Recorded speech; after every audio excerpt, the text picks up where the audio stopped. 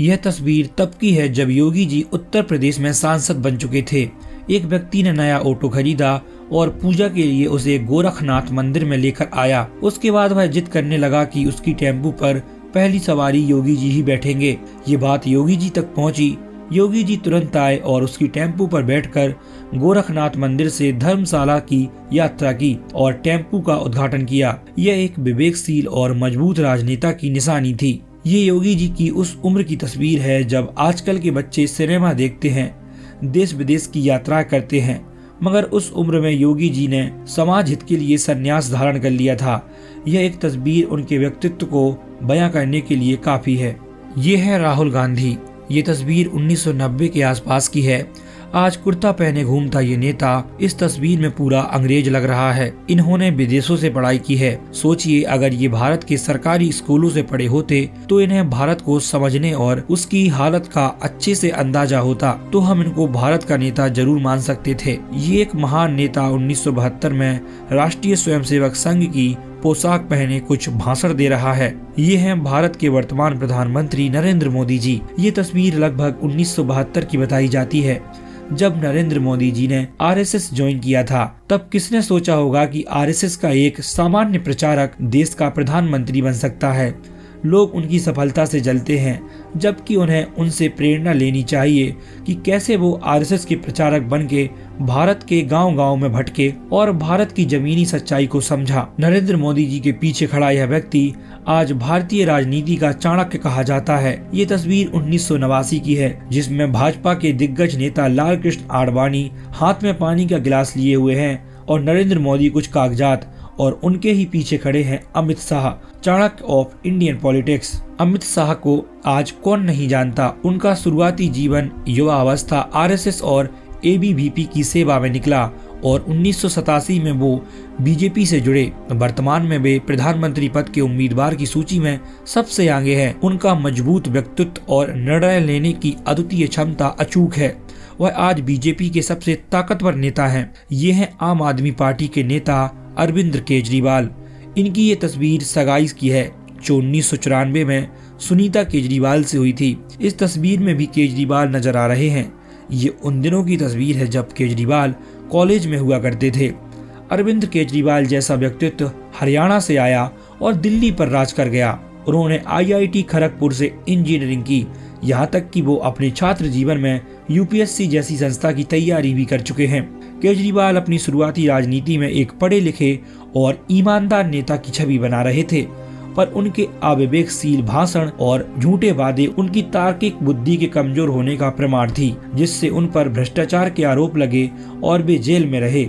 लोग प्रजा को मूर्ख समझते हैं। प्रजा ईश्वर के समान होती है और जैसे हम श्रद्धा से ईश्वर की सेवा करते हैं वैसे ही हमें श्रद्धा से हमारी प्रजा की सेवा करनी चाहिए। अरविंद केजरीवाल शायद इसमें विफल रहे।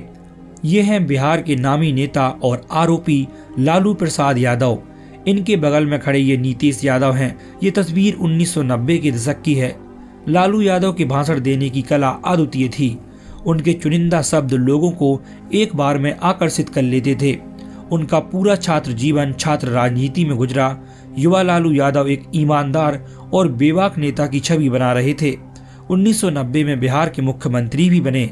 बिहार का भविष्य तो नहीं बदला, मगर लालू यादव एक ऐसा उदाहरण बन गए जिसने ये बता दिया कि राजनीति कभी स्वच्छ नहीं हो सकती, वह हमेशा मैली चादर ओढ़े रहती है। इस तस्वीर में खड़े नौजवान को आप पहचान गए, नहीं तो एक और तस्वीर देखिए। अपने दोस्तों के बीच बैठा ये युवा हिंदुओं को दो पक्षों में बांटने के लिए जाना जाता है, जिसका नाम है अखिलेश यादव। विरासत में मिली राजनीति का समाज हित में उपयोग न कर सके, न ही हिंदुओं के दिल में अपनी सुंदर छवि बना सके।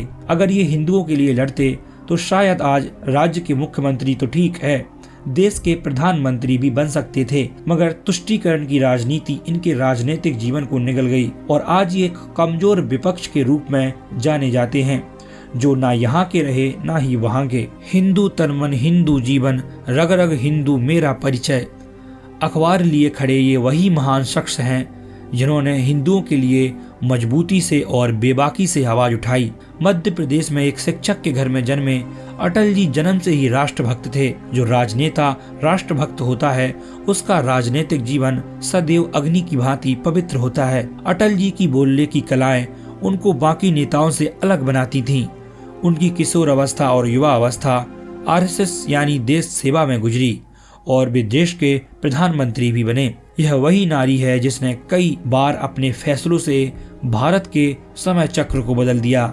ये खूबसूरत जवान महिला और कोई नहीं इंदिरा गांधी है, जो जवाहरलाल नेहरू की इकलौती संतान थी। वैसे तो इंदिरा गांधी को संस्कृत भाषा का विद्वान कहा जाता है, किंतु उनके कर्तव्यों ने देश को कई साल पीछे धकेला। वैसे तो वो पूर्णतः राजनीतिक माहौल में बड़ी हुई। उन्होंने देश की गरीबी देखी और वो देश की प्रथम और आखिरी महिला प्रधानमंत्री भी बनी। इंदिरा गांधी अपने साथ कई सवाल भी ले गयीं, जिनके जवाब उन्हें देने थे। दिख रहा ये लड़का कोई और नहीं बल्कि कट्टर मुस्लिम नेता असदुद्दीन अवैसी है। फिर एक वक्त आया जब असदुद्दीन अवैसी एक एडवोकेट बन चुके थे। तब वो देखने में कुछ ऐसे दिखाई देते थे और आज वो कुछ ऐसे दिखाई देते हैं जिन्हें एक कट्टर मुस्लिम नेता के तौर पर भी जाना जाता है। पहचान सकते हैं कि यह शख्स कौन है। दरअसल यह शख्स कोई और नहीं बल्कि भारतीय जनता पार्टी के सबसे बड़े प्रवक्ता सुधांशु त्रिवेदी है। यह तस्वीर उनके शुरुआती दौर की है, जो अब कुछ ऐसे दिखते हैं। तस्वीर में टोपी लगाए दिख रहा यह शख्स कोई और नहीं बल्कि जवान मुलायम सिंह यादव है। मुख्यमंत्री बनने तक मुलायम सिंह यादव कुछ ऐसे दिखने लगे थे और वह अपने अंतिम दिनों में कुछ ऐसे दिखाई देने लगे थे। क्या आप बता सकते हैं सोनिया गांधी के साथ यह लड़का कौन है? यह कोई और नहीं बल्कि मध्य प्रदेश के सबसे बड़े नेताओं में से एक ज्योतिराज सिंधिया हैं, जो अपनी राजनीति की शुरुआती दिनों में कुछ ऐसे दिखाई देते थे। इनका चेहरा आज इतना बदल चुका है। भारतीय जनता पार्टी के सुब्रमण्यम स्वामी को आप जानते ही होंगे। तस्वीर में दिख रहा ये जवान लड़का सुब्रमण्यम स्वामी ही है।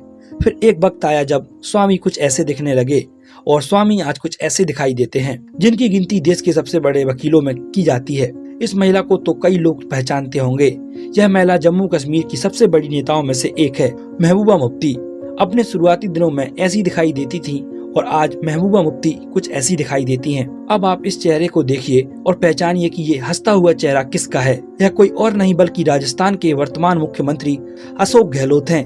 अपनी राजनीति के शुरुआती दिनों में अशोक गहलोत जी कुछ ऐसे दिखाई देते थे और अशोक गहलोत राजस्थान में एक बड़ा नाम है।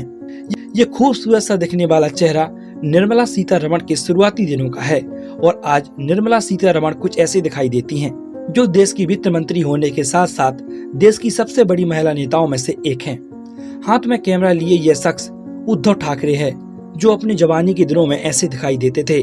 वही उद्धव ठाकरे जिसने कांग्रेस से गठबंधन कर बाला साहब ठाकरे का वचन तोड़ा था। अब उद्धव ठाकरे कुछ ऐसे दिखाई देते हैं। दोस्तों, गुलाम नबी आजाद को तो आप जानते ही होंगे, जो कांग्रेस के बड़े नेताओं में गिने जाते हैं। यह तस्वीर गुलाम नबी आजाद के शुरुआती दिनों की है। वो इंदिरा गांधी के दौर में ऐसे दिखाई देते थे और आज इनकी हालत ऐसी है।